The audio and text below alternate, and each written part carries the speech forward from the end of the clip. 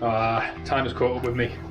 We've got chicks everywhere. Chick, 2 chicks, chick, bigger chick, chick, chicks, chicks down here. So basically I've been leaving it really late to get the second loft built, so I need to go and get some screws, nails and get that thing built.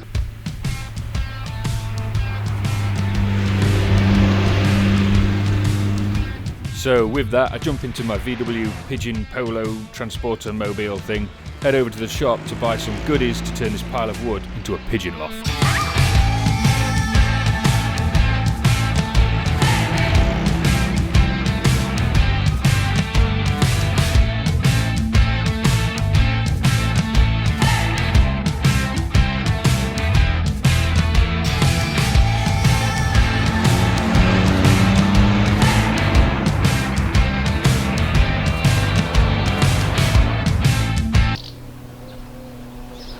Like being back at school and waiting until the last possible day before you get your homework completed.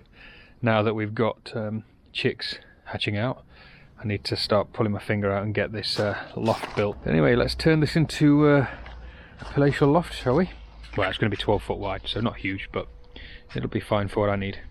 But before that, there's the job of ringing the chicks, and this is where you put the life ring over their leg, and this is something that I'm not that good at. So this is a life ring, and these go on these chicks, and it should never come off. And we put them on upside down, like this. And then apparently this is the second one I've done, so I'm not great at it. Pull his leg out, put the first 3 toes through, and then pull that last toe through. Come on. There we go. Every bird has to have its individual ring number, and because I have a memory of a fish, I have to keep this record on my phone so that I can access it before I try and put the rings on the birds. So let's have a look. By ring number 3, I've pretty much mastered this. So it'll be upside down.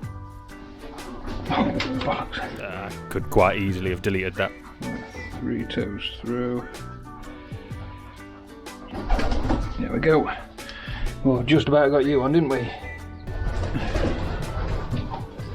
Let's have a look at the size of yours. Oh, you're ready too. We're probably ready to stick them all on, actually. Let's have a look at these guys. Let's have a look at yours.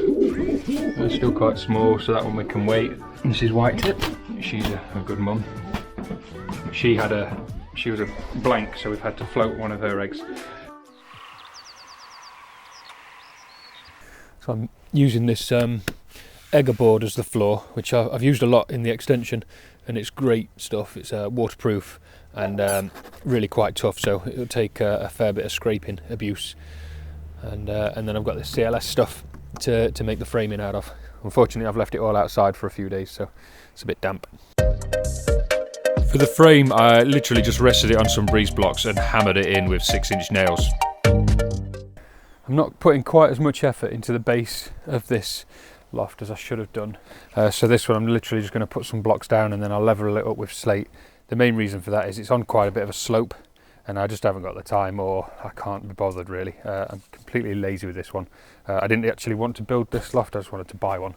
Now that I've put the frame together, I'm just going to double check that it's square. So we're 4065mm. 4075, so we're just slightly out.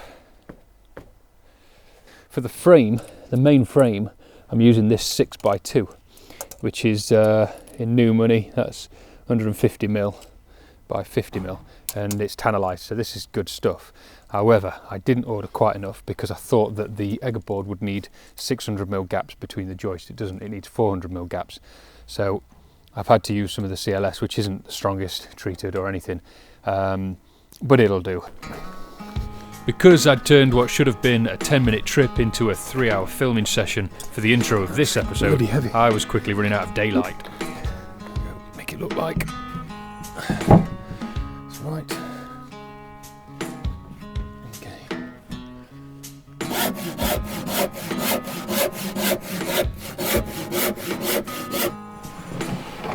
add glue to help bond the board. So I don't have any affiliation with these, but these screws are brilliant. They drive home really, really well, but because they don't have they have this, I forget what it's called, like a star. It's got a proper name for it, hasn't it? A drive bit, whatever it's called, T10 drive bit. Anyway, but they don't leave much of a screw head, but they're really, really good. I bought these, they're quite expensive, but I just like them. I use them for everything now. First layer, top layer. And this should, in theory, just sit neatly into there, like that.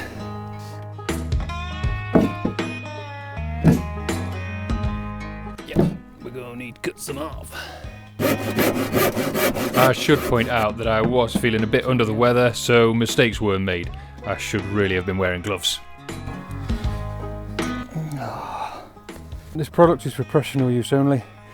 Well, I'm not one of those. Skin contact occurs, immediately wash and rinse thoroughly with water and a mild cleaning agent.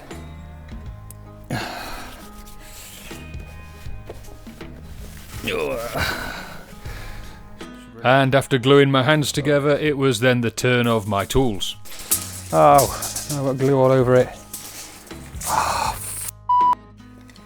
that's not what's meant to happen. I've got glue. I've got glue. Oh.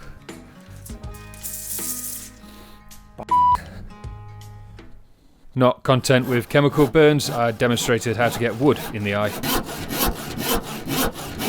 Oh, Jesus Christ. Alright, I'll wear gloves and I'll wear goggles. Next time. The following afternoon I was feeling much better and the loft was really starting to take shape.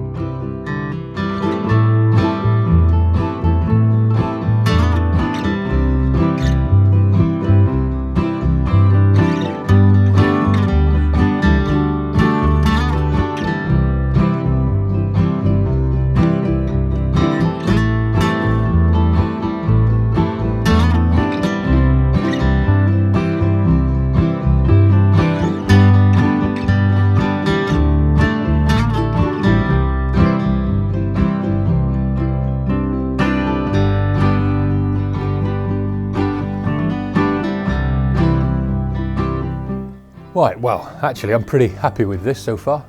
I think a few more things left to do. I've got to finish the trim just at the top there, and then felt it. Then I'm going to put the perspex in here, and I've got to decide what I'm going to do with the aviaries. Whether I do one long aviary, whether I have two separate aviaries and a trap in the middle that I can then divert the birds into, because I've got two sections in this loft. But overall, pretty happy with it. If you've enjoyed watching this, then it would be great if you could subscribe. Every subscriber really helps the channel. Plus you get a notification for the next episode where we'll be looking at the finished Pigeon Loft, plus some exciting news about new additions to this year's Young Bird racing team.